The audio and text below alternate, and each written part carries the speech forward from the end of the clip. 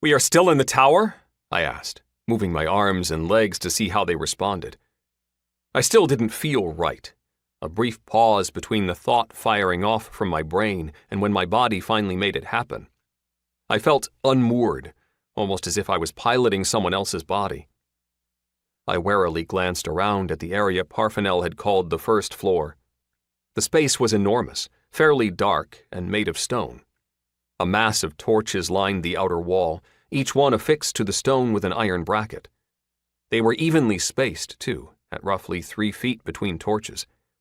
The place gave off an oddly medieval vibe. No, not just medieval, but it was more Dracula's castle, the only reprieve being the lack of mounted heads. Compared to the overwhelmingly bright first chamber, the light here was heavenly, as it didn't feel like it was trying to burn my brain into a raisin through my eyeballs. What can I say? I was conditioned for the relatively dim glow of computer monitors. The stone beneath my feet was the same white granite as the previous floor, but the color abruptly changed a third of the way into the room.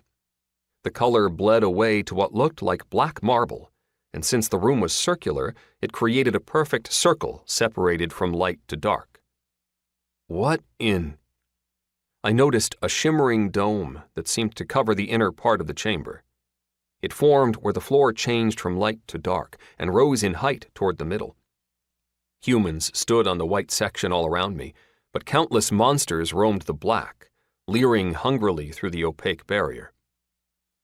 I spotted 3 different kinds of monsters. 3-foot-tall goblins with pointy ears and thin limbs. They were just kind of standing around, their eyes strangely lifeless.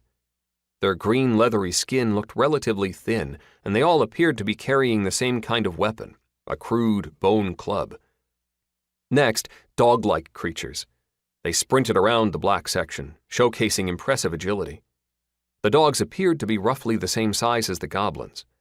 They carried no weapons, save for their teeth and claws, but their yellowed eyes were unnerving. As far as beasts and monsters went, they looked ferocious and capable.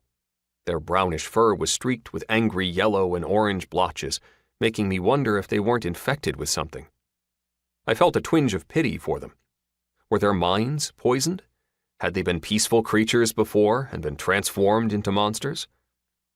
Last were massive worm-like creatures whose mouths were filled with jagged, hooked teeth.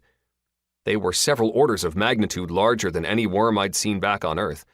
In fact, they looked more like lamprey I'd seen on a particularly horrifying nature special. The beasts seemed to naturally segregate themselves as they hovered together in homogenized groups, ranging in number from as little as 3 to as many as a dozen.